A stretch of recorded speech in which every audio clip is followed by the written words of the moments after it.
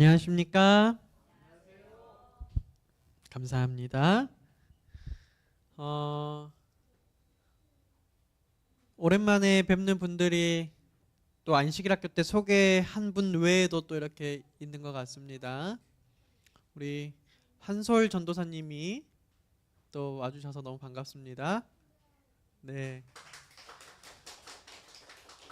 안식일날 뵐 수 없는 분인데 휴가철이라 또 교회에서 휴가를 줬지 않았을까 싶습니다.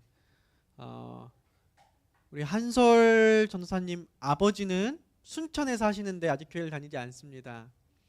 물론 따님이 가장 큰 기도 제목이겠지만 저희 교회 함께 기도 제목이 되기를 원합니다. 마찬가지로 네, 믿음 안에 지금 잘 계시지만 우리 정은희 집사님도 또 가족의 큰 기도와 꿈이 있어서 또 오늘 이 자리까지 왔다고 생각합니다. 저희가 모든 것 알지 못하지만 이 모든 성령님의 인도하심의 반응을 저희들이 느꼈으면 좋겠습니다. 오늘 다들 제가 그래서 그런지 모르겠지만 저는 안 그렇다고 생각하는데 그렇게 느껴지는지 모르겠지만 교회가 자리가 많이 빈 것에 대한 부담을 많은 분들이 느끼시는 것 같고 오히려 제 눈치를 보는 것 같아서요. 그러지 않았으면 좋겠습니다. 저희가 이 시간 충분히 하나님의 뜻과 하나님의 말씀에 취해서 하나님께서 저희들에게 어떤 인도를 해주시는지 감사하고 찬양할 수 있는 안식일이 되기를 간절히 바랍니다. 우리 하람이네 가족은 휴가 잘 보내고 오셨습니까? 네. 우리 하람이 아버지가 많이 행복했었을 거라고 생각을 하는데 아닙니까? 거기 네네네 맞죠. 제가 다음 주 휴가입니다. 월요일부터. 그러니까 우리 여집사님들이 너무 행복하겠대요. 이제 많이 쉬다가 오라 그러는데 쉴 수 있을지 모르겠습니다. 우리 새별이와 함께 또 가정에서 또 열심히 하러 가고 했을 거라 생각이 드는데요. 우리 반갑습니다. 네, 고린도 후서 5장 17절 말씀을 함께 읽겠습니다. 오늘은 정로의 계단 챕터 7장의 제자 되는 길에 대한 내용을 함께 살필 것인데요. 그 시작하는 성경 말씀을 고린도 후서 5장 17절 말씀을 함께 읽어보면 좋겠습니다. 그런즉 시작. 그런즉 누구든지 그리스도 안에 있으면 새로운 피조물이라. 이전 것은 지나갔으니 보라 새 것이 되었도다. 이 제자 되는 길이라는 주제로 저희가 처음 읽어본 이 성경 말씀이 누구든지 그리스도 안에 있으면 뭐가 되었다고요? 새로운 것이 되었다라는 것입니다. 오늘 여러분은 교과 시간에 다 무엇을 나누는지는 모르겠지만 잠깐의 시간이지만 저는 우리 김용국 장로님이 보성에서 사시면서 어떻게 새로운 것이 되었는지에 대한 얘기를 다 일일이 풀지는 못했지만 또 이렇게 느낄 수 있게 말해 주었지 않았나라는 생각이 들었습니다. 사랑하는 성도 여러분, 우리는 과연 언제 어디서 하나님의 자녀가 되었는지 정확히 기억하십니까? 네. 이 질문에 앞에서 저희들은 선뜻 대답하기가 쉽지만은 않은 것 같습니다. 제가 분명히 하나님의 자녀로서 살고 있지만 제가 언제 어디서 기억을 못한다는 게 아니라요.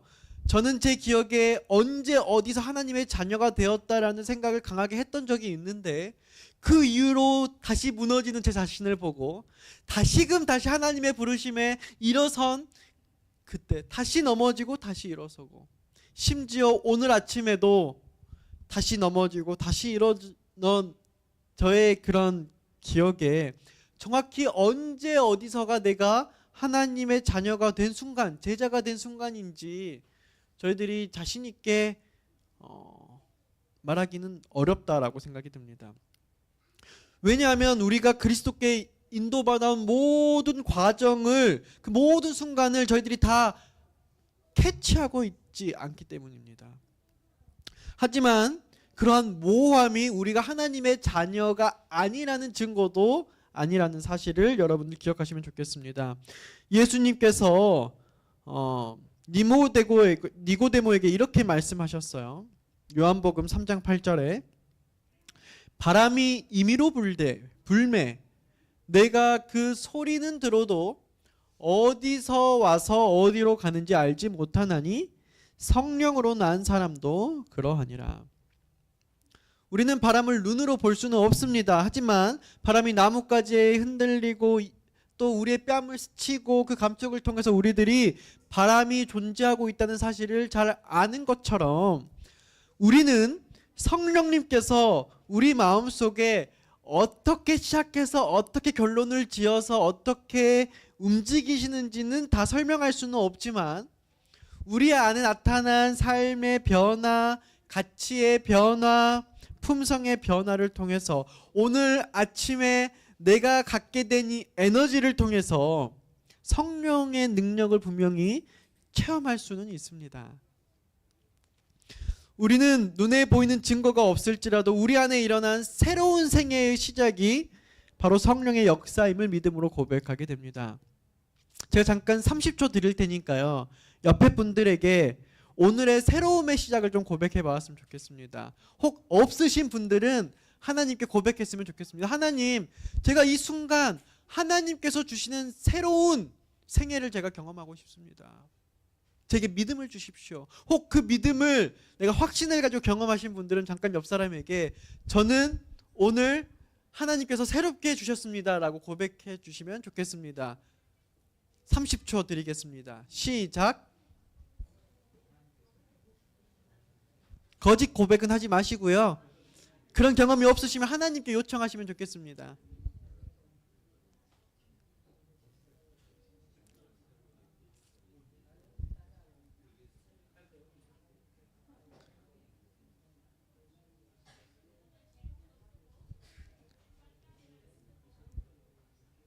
네, 우리 김상규 장로님 이렇게 말씀하시는 게 제게까지 들려옵니다. 네, 제가 이 시간을 제 아까운 30초를 들여서 드리는 이유는요, 여러분들이 이러한 오늘 새로운 생애를 선물 받는 믿음을 꼭 가지시고 그것을 선물 받기를 바라는 간절한 저의 기도입니다. 엘렌 화이트는 생애의 빛이라는 책에 이렇게 기록하고 있어요. 우리가 성령의 역사를 보거나 들을 수는 없지만 성령께서 하신 일은 알 수는 있다. 그렇습니다, 성도 여러분. 우리의 마음이 성령으로 충만케 되면 그 결과는 반드시 우리의 생애에서 분명하게 드러나게 됩니다. 곧 말과 행동, 또 표정과 관계, 또 선택과 삶의 방향에서 그리스도의 품성이 드러나게 되는 것입니다. 이어서 다음 단락에 나오는 구절인데요.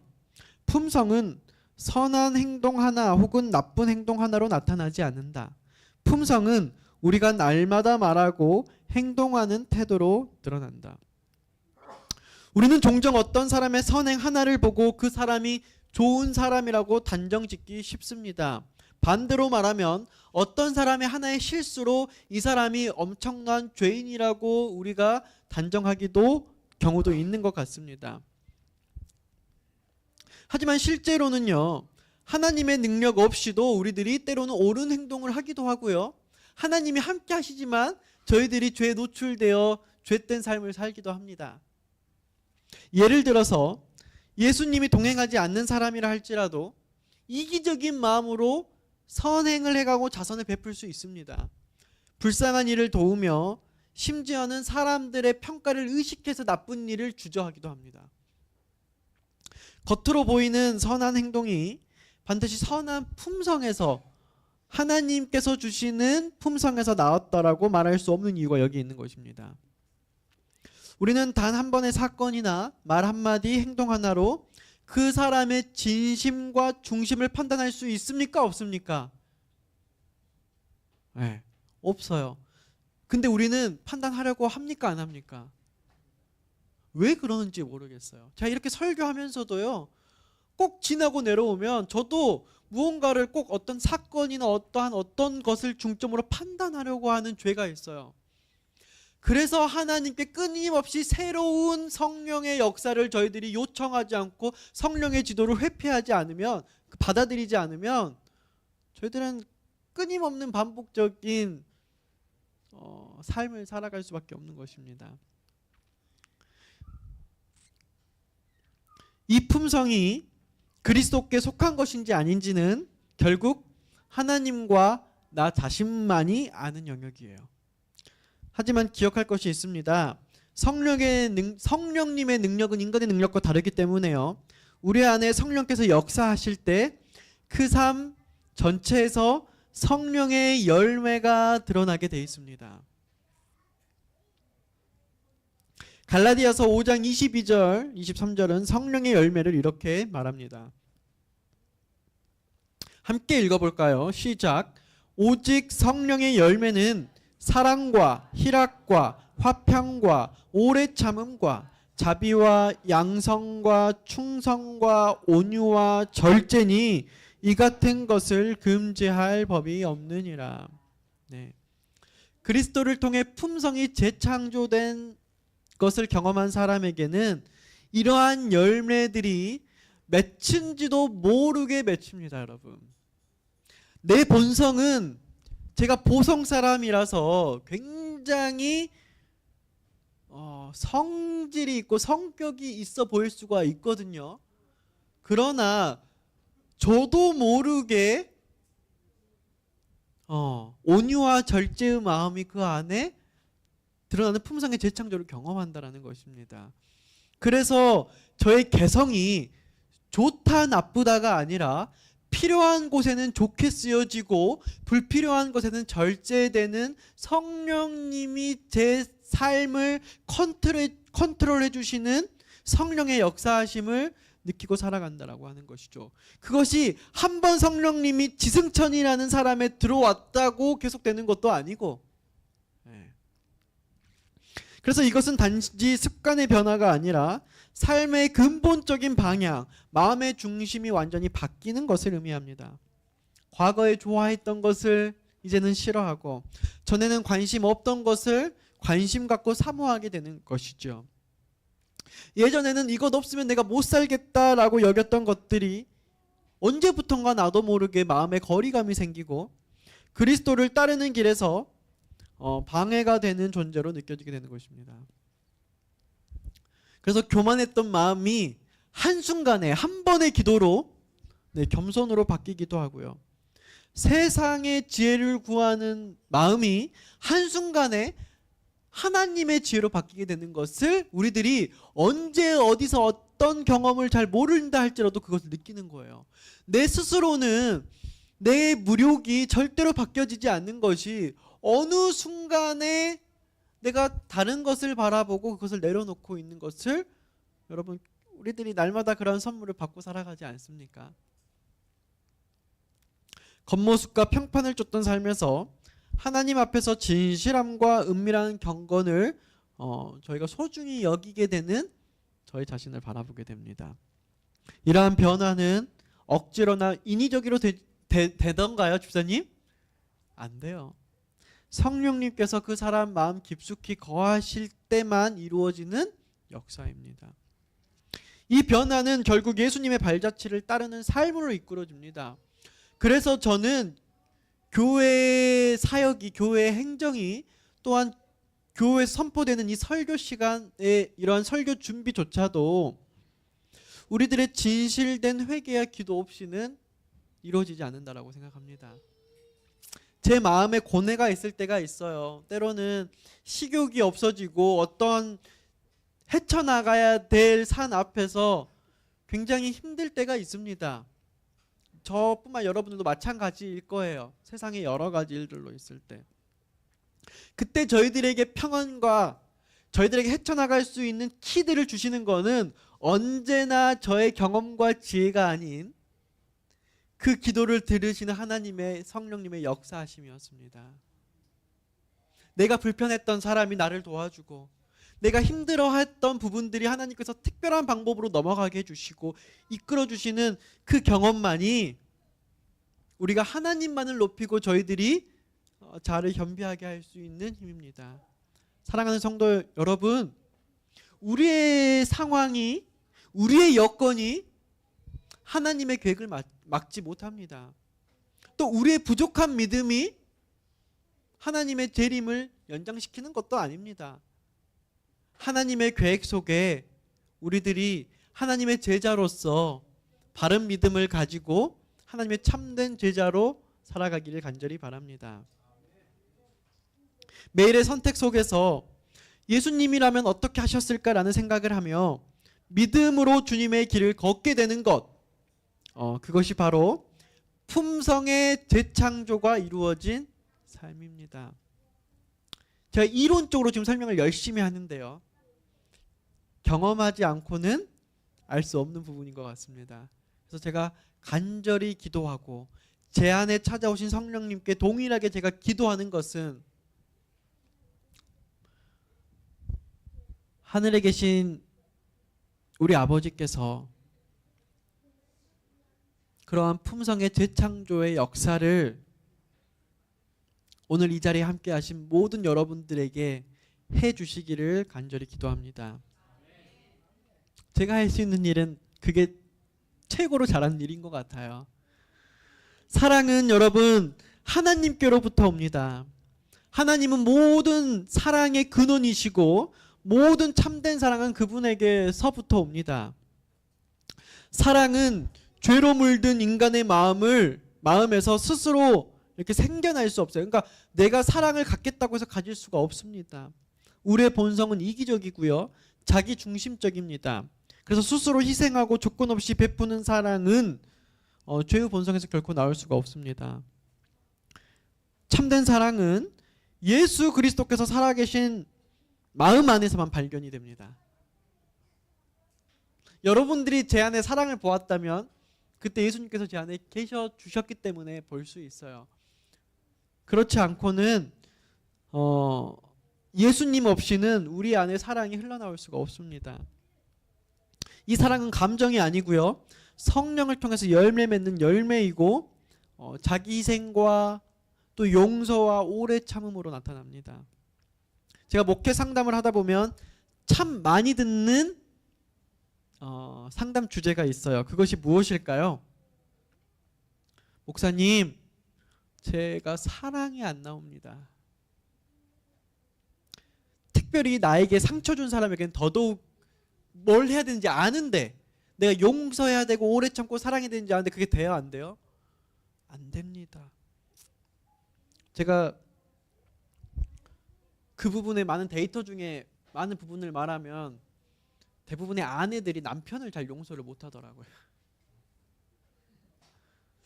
근데 남편들이 저에게 와서 제가 아내를 도저히 사랑할 수 없습니다라고 말하는 사람이 별로 없는 것 같아요.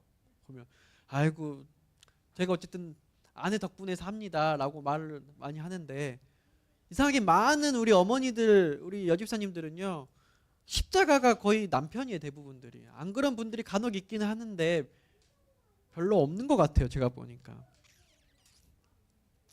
이렇게 하면 또 갈라치기가 돼버리는데, 젠더 갈라치기 돼버리는데, 그냥 제 경험 얘기인데요. 그만큼 남자들이 여자들에게 잘 못한 시대를 우리가 당연하게 살아왔기 때문이라고 생각합니다. 뭐 성별에 대한 부분보다는 우리 교육적이나 우리 문화적으로 요즘은 덜 그러는데 과거에는 우리 남성들이 여성에 대한 배려가 부족한 채 많이 살아왔던 결과라고 생각을 하죠. 그런데 그런 상황 속에도 여러분, 사랑은 억지로 짜내는 감정이 아닙니다. 사랑해야 되니까 내가 사랑해야, 이게 아니라는 것이죠. 여러분, 물이 가득한 컵이 있습니다. 이걸 흔들면 물이 넘칩니까, 안 넘칩니까? 네. 예수님의 사랑으로 저희들이 마음을 가득 채우면은요, 결국은 작은 움직임에도 그게 흘러 넘치게 돼 있습니다. 근데 빈 잔 속에서 우리가 여기에 물을 채워야 되는데, 사랑을 해야 되는데 짜내도 거기 물이 없다라는 것입니다. 우리 마음을 무엇으로 채워야 될까요? 예수 그리스도로 채워야 합니다. 저희가 사랑이 부족한 것이 아니라 예수님이 내 마음에 얼마나 계신지가 중요한 것입니다. 제가 이제 안 좋은 얘기를 말한 거고요. 그건 하나의 일부분 과정이고, 그러한 우리 여집사님들 속에 예수님께서 진심으로 찾아오실 때 제 마음속에 어떤 부분이 보이냐면, 야, 저 집사님 대단하다. 저런 남편을 저렇게 섬기는구나. 가정은 모르고 바깥으로만 돌고 술 좋아하고 친구 만나기 좋아하고 평생을 남편과 가정을 위해서 돌보는 사람은 생각지도 아니하고, 제가 봐도 참으로 문제 있는 남편을 사랑하면서 사는 것을 볼 때에 예수님의 사랑은 실로 대단한 것이었습니다. 세상이 이해할 수 없고 세상이 설명할 수 없는 사랑이죠. 그건 예수님에서 나오는 걸 제가 보았습니다. 요한일서 4장 9절입니다. 우리가 사랑함은 뭐라고요? 그가 먼저 우리를 사랑하셨음이니라. 아멘. 하나님의 사랑은 언제나 먼저 다가오는 사랑입니다. 우리를 기다리시고 우리를 품어주시는 선제적인 사랑입니다. 그리고 바로 이 사랑이 우리의 삶 전체를 변화시키는 능력이 됩니다. 사랑은 우리의 성품을 바꾸고요. 사랑은 우리의 감정을 다스리고, 사랑은 우리의 욕망까지도 제어합니다. 제가 하나님 오늘 설교를 준비하면서 굉장히 무거운 마음이 있었어요. 제가 교회를 2주간 비웠습니다. 2주간 비우면서 안식일에만 그나마 교인들이랑 이렇게 교제를 하는데 2주를 비웠어요. 그리고 오면서 교회 8월 달에 진짜 행사들이 많지 않았습니까? 저희가 7월부터 쉴 새 없이 매주 행사들이 있는 상황에서 제가 교회를 2주를 비웠어요. 그러면서 설교를 준비를 하려고 그러는데요. 무슨 설교를 해도 이 설교가 잘 될 것 같지 않은 느낌이 드는 거예요.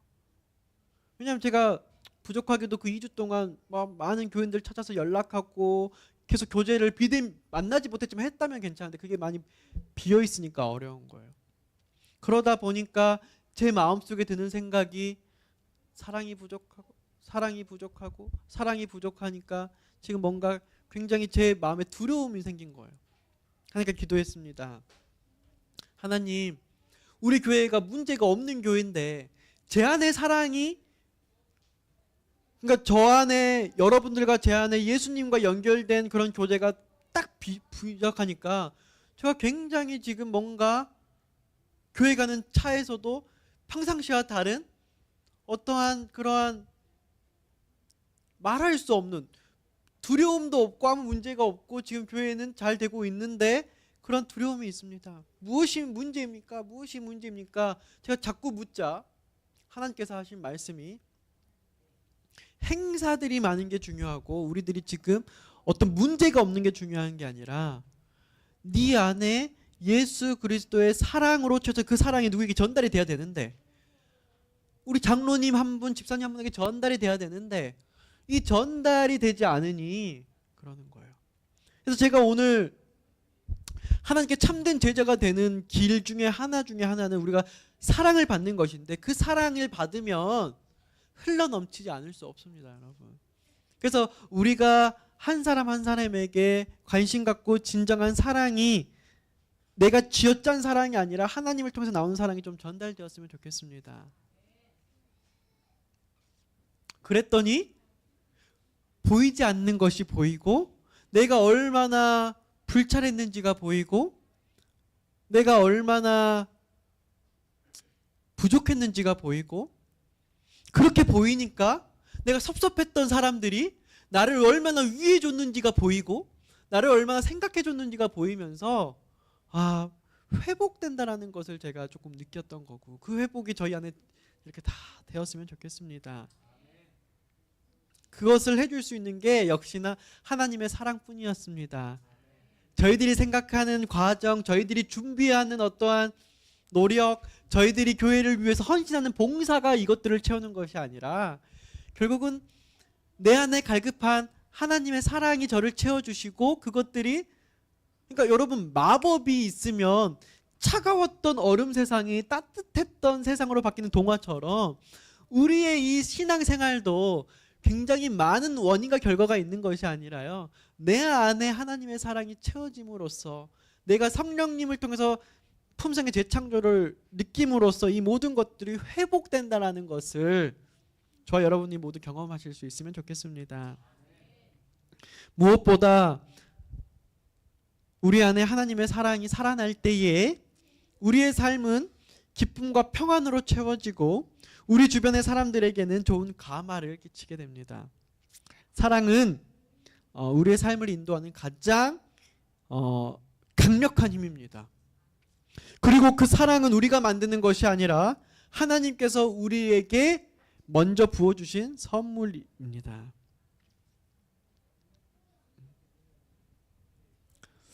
예수님의 제자가 되는 길에서 우리는 두 가지 큰 실수를 조심해야 합니다. 첫 번째 실수는 하나님께 나아가기 위하여 우리의 선행을 의존하는 실수입니다. 우리는 종종 내가 좀 더 착해지면 내가 좀 더 잘해야 하나님께 나아갈 수 있지 않을까라고 생각합니다. 하지만 아무리 애써도 우리 자신의 힘으로 율법을 온전히 지켜 거룩하게 되는 것은 불가능합니다. 그리스도 없이 우리가 하는 모든 노력은 결국 이기심과 죄에 오염되어 있는 것이기 때문입니다. 그래서 우리를 거룩하게 하실 수 있는 분은 예수 그리스도입니다. 그리스도의 은혜, 그분의 의로움이 우리에게 덧 입혀질 때만이 우리가 하나님 앞에 설 수 있습니다. 두 번째 실수는 예수님을 믿으면 하나님의 율법이 필요 없다라고 생각하게끔 하는 것입니다. 우리는 믿음만으로 구원을 받으니까 행위는 상관이 없다는 주장은 매우 위험한 착각입니다. 믿음으로 구원받는 것은 분명한 진리이지만 진정한 믿음은 변화된 삶과 순종의 열매를 맺게끔 되어 있습니다. 하늘에서나 이 땅에서나 하나님을 믿는 백성들은 동일하게 하나님의 율법의 핵심인 사랑이 그 안에 나타나게 되어 있습니다. 그것은 억지로 하는 사랑이 아니라 즐겨하는 하나님께로부터 나오는 열매 맺히는 자연스러운 사랑입니다. 히브리서 10장 16절입니다. 주께서 이르시되 그날 후로는 그들과 맺을 언약이 이것이라 하시고 내 법을 그들의 마음에 두고 그들의 생각에 기록하리라. 아멘. 하나님은 우리 마음과 생각 속에 그분의 법을 세우겠다고 약속하셨습니다. 그것은 율법의 강요가 아닌 사랑의 법이 내 마음속에 자리 잡는 것입니다. 제가 목회 초년에 신앙을 열심을 낼 때가 있었습니다. 성경 통독, 새벽 기도, 방문, 전도, 헌금, 그리고 시간 관리까지 제가 할 수 있는 것 이상으로 욕심을 내서 했던 때가 있었습니다.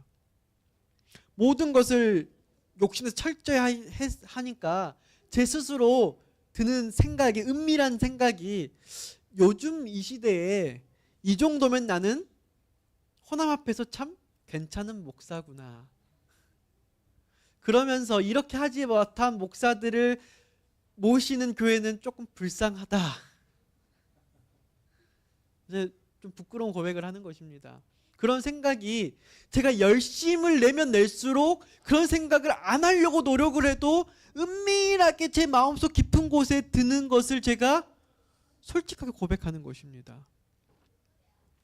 그런데 어느 날 그토록 헌신하여 제가 돕고 제 이타적이라고 제가 노력해서 제가 생각한 목회자의 틀대로 갖추며 목회를 했을 때에 제가 그토록 헌신하고 목회한 어떤 한 사람이 감사한 줄도 모르고 당연하게 여기고 때로는 저를 대적할 때에, 저를 공격할 때에 속에서 분노가 올라왔습니다. 내가 이 사람을 위해서 이렇게 헌신하는 게 맞는 걸까? 내가 이 사람에게 그렇게 이타적으로 모든 걸 내려놓고 하는 게 맞는 걸까? 아무것도 이 사람은 받는 것만 있고 받는 줄도 모르고 아무것도 모르는데 내가 도와주는 게 맞는 걸까? 내가 헌신하는 게 맞는 걸까? 내가 내 것을 내려놓는 게 맞는 것일까? 이런 마음이 점차 커져가고 저는 마음속으로 사람을 판단하기 시작했습니다.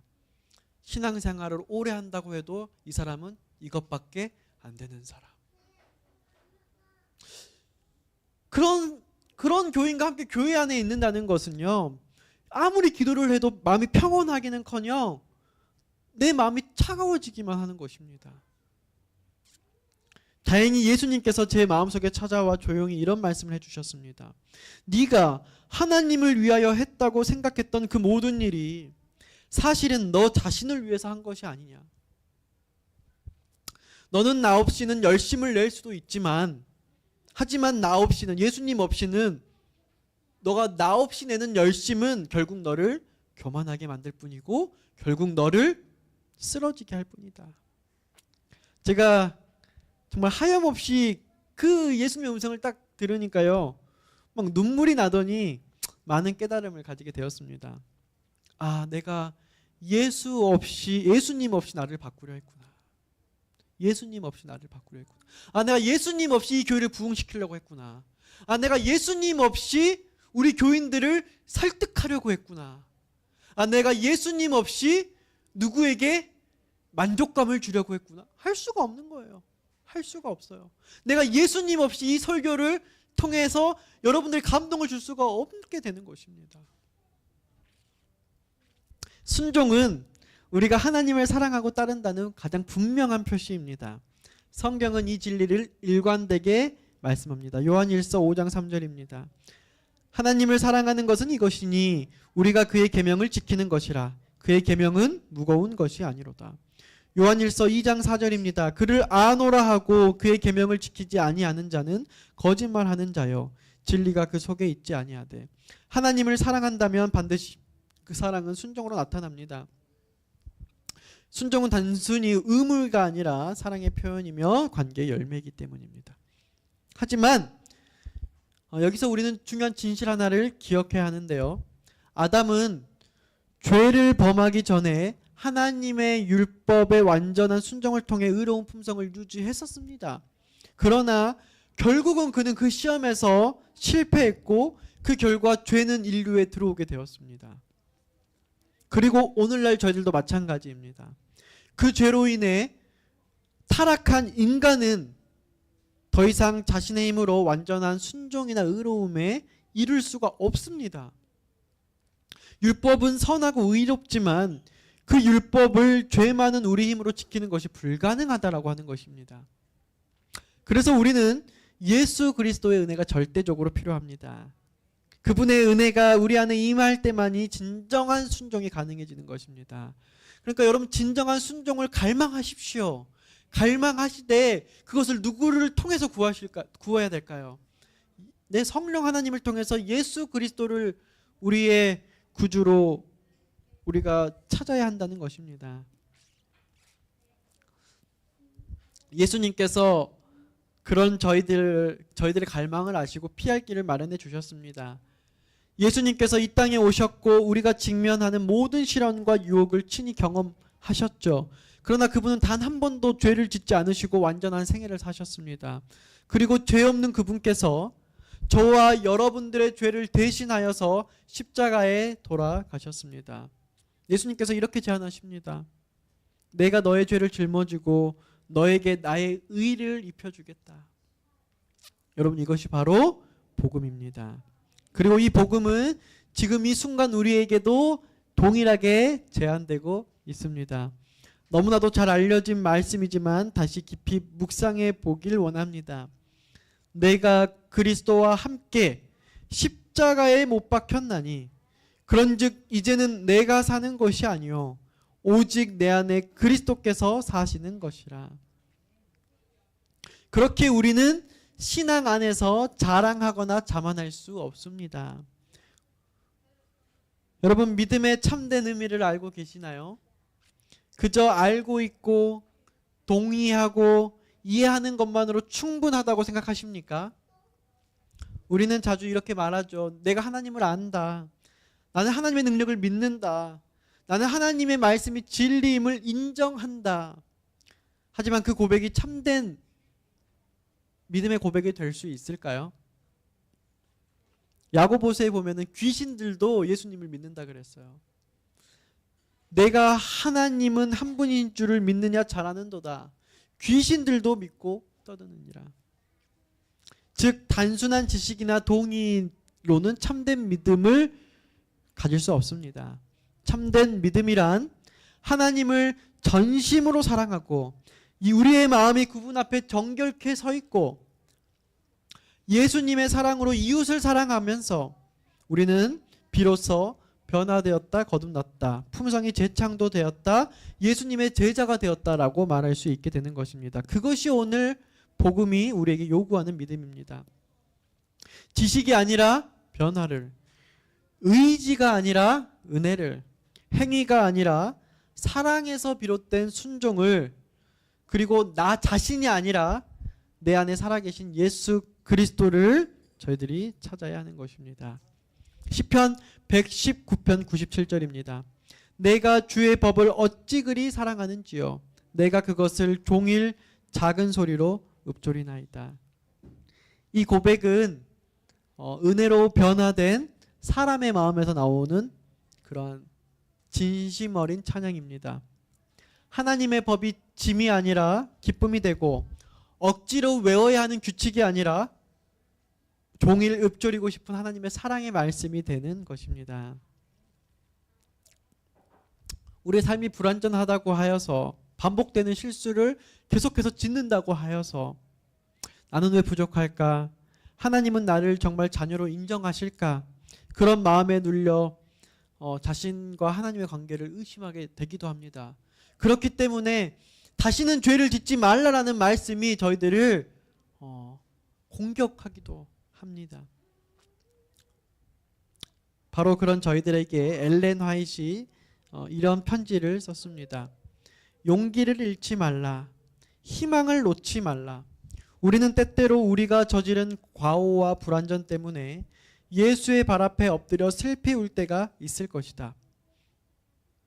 그러나 포기해서는 안 된다. 우리가 원수에게 꼼짝 못할지라도 하나님께서는 우리로부터 등을 돌리지 않으신다. 하나님께서는 우리를 홀려 버려두지 않으신다.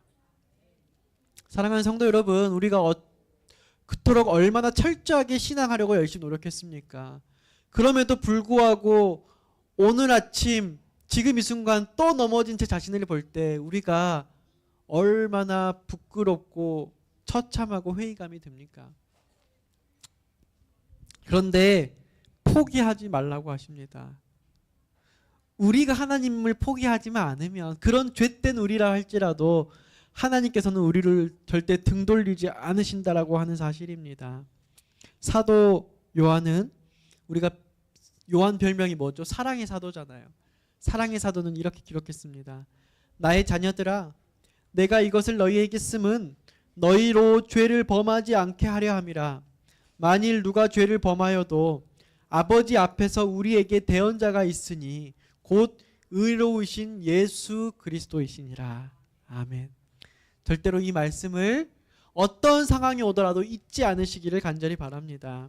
하늘 아버지께서 우리를 친히 사랑하신다는 것, 그리고 지금 이 순간에도 예수 그리스도께서는 지성소에서 하늘 성소에서 우리를 위해서 간절히 중보하고 계신다는 것, 그러므로 사랑하는 성도님들이시여, 이 은혜를 의지하여서 더 큰 포부를 가지고 기도하시기를 간절히 바랍니다.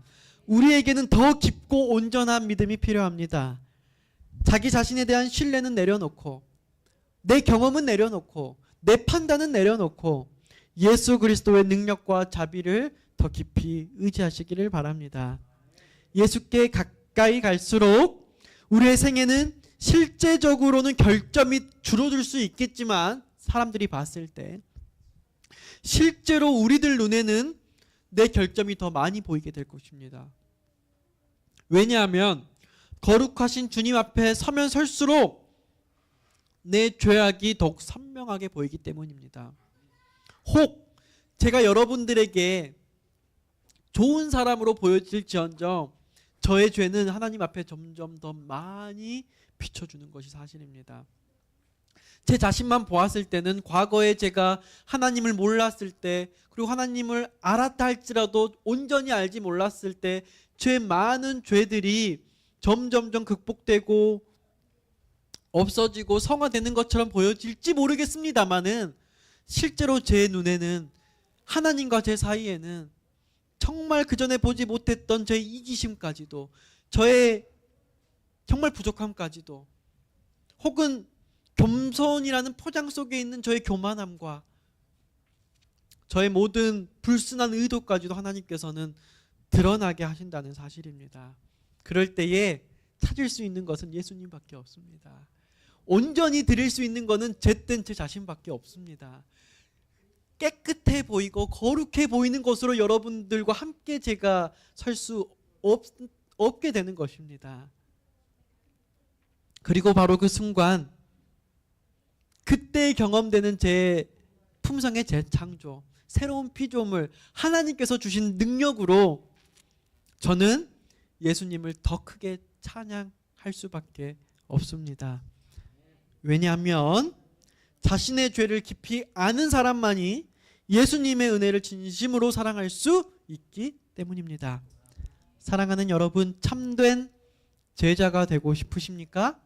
참된 제자가 되기를 원하십니까? 그렇다면 율법으로 가까이 가려고 하지 마십시오. 극단적으로 율법주의자가 되려고 스스로 노력하지 마십시오. 또 극단적인 믿음으로 율법을 무시하지도 마십시오. 나의 죄를 깊이 깨닫고 그만큼 하나님의 은혜를 더 크게 경험하는 삶을 선택하십시오. 그때 우리는 이전 것은 지나갔으니 보라 새 것이 되었도다라는 말씀처럼 새로운 피조물로 재창조되는 삶을 살게 될 것입니다. 이 은혜를 사모하는 저와 여러분 모두가 예수님의 참된 제자가 되기를 바라면서 오늘의 말씀을 줄이도록 하겠습니다.